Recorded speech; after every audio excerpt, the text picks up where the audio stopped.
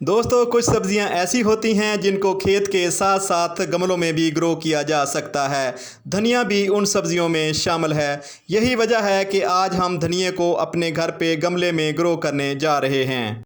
बिस्मिल्लाहिर्रहमानिर्रहीम, अस्सलाम वालेकुम। दोस्तों, आज हम यहाँ पे इस ग्रो बैग में धनिया ग्रो करने जा रहे हैं। धनिया ग्रो करने से पहले चंद बातों को मद्देनज़र रखना बहुत ही ज़रूरी होता है। दोस्तों, कुछ लोग ये शिकायत करते हैं या गिला करते हैं कि हमने कई बार धनिया ग्रो किया लेकिन वो धनिया ग्रो नहीं हो पाया। दोस्तों, धनिया ग्रो करते वक्त सबसे पहले जो हमसे बुनियादी गलती होती है वो ये होती है कि जब हम पॉट का जो साइज़ होता है उसका गलत इंतखाब करते हैं। यानी आप ऐसे पॉट का इंतखाब कर रहे होते हैं जिसकी गहराई तो बहुत ज़्यादा होती है लेकिन उसकी चौड़ाई ज़्यादा नहीं है। तो जब भी आप धनिया लगाएं तो ऐसे बर्तन या ऐसे पॉट का इंतखाब करें जिसकी ऊंचाई कम हो और जिसकी चौड़ाई ज़्यादा हो। ख़ासकर वो सब्ज़ियां जो लीफ़ी वेजिटेबल होती हैं, जैसे यहाँ पे आप देख रहे हैं पुदीना और यहाँ पे आप देख रहे हैं पालक, और ये जो हम ग्रो करने जा रहे हैं ये है धनिया। ये तमाम वो सब्ज़ियां हैं जिनको कम गहराई वाला बर्तन चाहिए होता है। दोस्तों, धनिया लगाते वक्त दूसरी बुनियादी गलती हमसे ये होती है कि हम धनिया के लिए अच्छी मिट्टी तैयार नहीं कर पाते। खासकर धनिया ऐसी सब्ज़ी है जिसके बीज बहुत ही सख्त होते हैं। बीज सख्त होने की वजह से अगर बीज को सही नमी नहीं मिल पाती तो बीज ग्रो नहीं हो पाते। इसलिए धनिया ग्रो करते वक्त ऐसी मिट्टी तैयार करें जिस मिट्टी में पानी जज़ब करने की सलाहियत ज़्यादा से ज़्यादा हो। हाँ, अगर मैं आपको ये कहूँ कि आपके पास आपके घर में सख्त मिट्टी है तो सख्त मिट्टी में भी आपको धनिया के सीड कम ग्रो होने को मिलेंगे, क्योंकि सख्त मिट्टी में दोस्तों धनिया जो होता है वो ग्रो नहीं हो पाता। और धनिया के जो बीज होते हैं, धनिया का जो पौधा होता है, जब वो बीज से बाहर आता है तो उसको ज़मीन से बाहर निकलने के लिए जगह नहीं मिलती, स्पेस नहीं मिलती, क्योंकि मिट्टी सख्त होती है, बीज छोटा होता है, पौधा छोटा होता है, उसमें इतनी ताकत नहीं होती कि वो उस ताकत के साथ ज़मीन से बाहर निकल सके। तो फिर आपने क्या करना है, आपके पास बहुत ही अहम और बहुत ही ज़रूरी चीज़ आपके घर में हर वक्त मौजूद होती है, वो होती है दोस्तों कंस्ट्रक्शन वाली रेत। आपने कंस्ट्रक्शन वाली रेत को उस सख्त मिट्टी में शामिल कर लेना है। इंशाल्लाह आप उसमें धनिया ग्रो करेंगे तो इंशाल्लाह आपका एक एक दाना ग्रो होगा, क्योंकि धनिया ग्रो होने के लिए नरम मिट्टी चाहिए होती है, सॉफ्ट मिट्टी चाहिए होती है। धनिया को बाहर निकलने के लिए रास्ता चाहिए होता है जो सख्त मिट्टी में नहीं मिलता।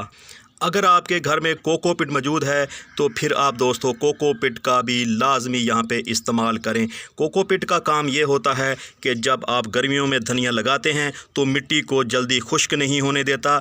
मिट्टी के जो मसाम होते हैं उनमें जगह बनाए रखता है, पानी को जज़ब करने की सलाहियत होती है। जब आप पानी देते हैं तो पानी पौधे को उतना ही मिल पाता है जितना पौधे को ज़रूरत होती है। जो ज़ायद पानी होता है वो उन मसाम की वजह से नीचे निकल जाता है। यानी कि ये साबित हुआ कि धनिया ग्रो करने के लिए ख़ासकर जब आप किचन गार्डनिंग कर रहे हों तो फिर पोर्स और हल्की मिट्टी की ज़रूरत होती है। दोस्तों, जब आप मेरी इन बताई गई बातों के ऊपर, इन सिफारिशात के ऊपर अमल करेंगे तो इंशाल्लाह आपका हर एक सीड ग्रो होगा, चाहे वो साबुत धनिया हो या फिर दो हिस्सों में तकसीम धनिया हो।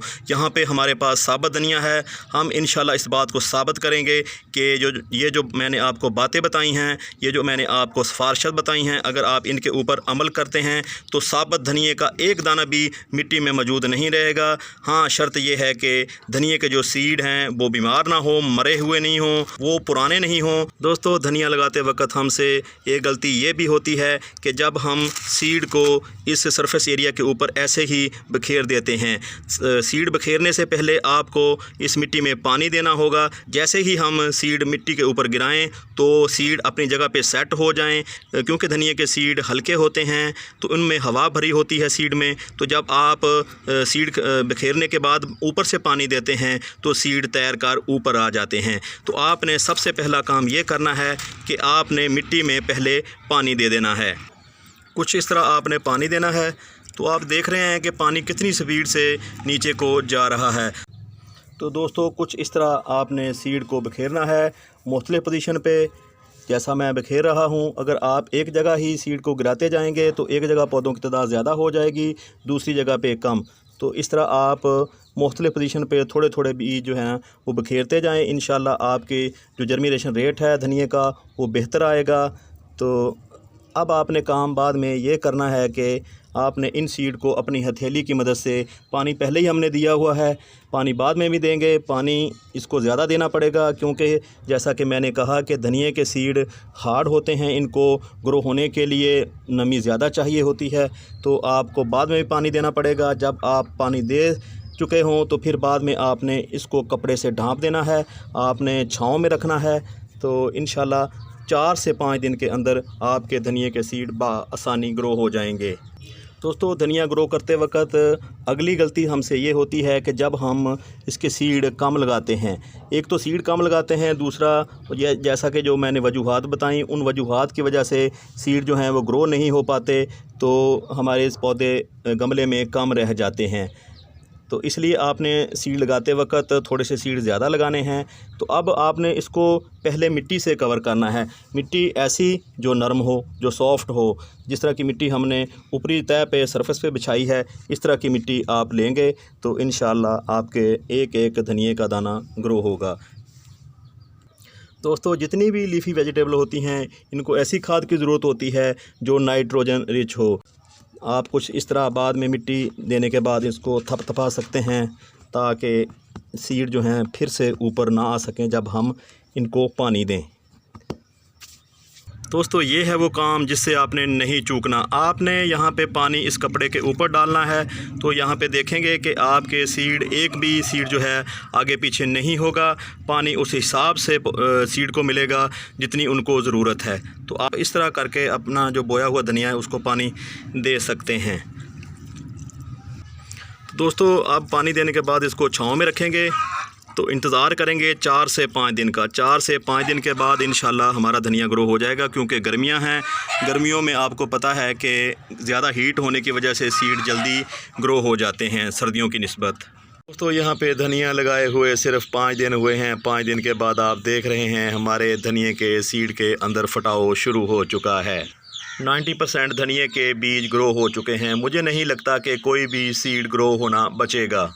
दोस्तों, आपने वीडियो में देखा हमने साबुत सीड लगाए थे, तो कुछ लोग कहते हैं कि सीड को हमेशा तोड़ के लगाना चाहिए। तो आप यहाँ पे साबुत सीड का रिज़ल्ट देख रहे हैं। सीड आपके साबुत हों या फिर तोड़े हुए, आपको रिज़ल्ट इस तरह के हासिल करने हैं तो वीडियो में बताए गए तरीक़ों पे अमल करें तो इंशाल्लाह आपको भी इस तरह के शानदार रिज़ल्ट मिलेंगे।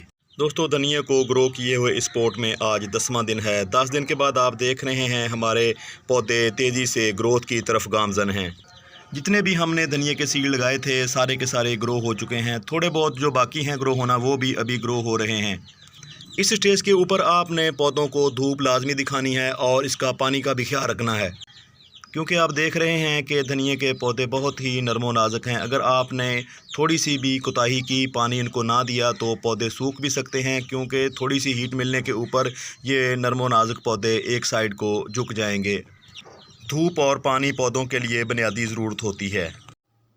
दोस्तों, धनिए को ग्रो किए हुए इस ग्रो बैग में आज 14वां दिन है। 14 दिन के बाद आप देख रहे हैं हमारे धनिए की ग्रोथ तेज़ी से जारी है। अगर आप भी इस तरह का ऑर्गेनिक हेल्दी धनिया अपने घर पे ग्रो करके अपने किचन में खानों का जायका बढ़ाना चाहते हैं तो फिर जल्दी करें, क्योंकि टाइम गुजरता जा रहा है, गर्मी बढ़ती जा रही है। तेज़ गर्मी में धनिए के सीड ग्रो होना मुश्किल होते हैं।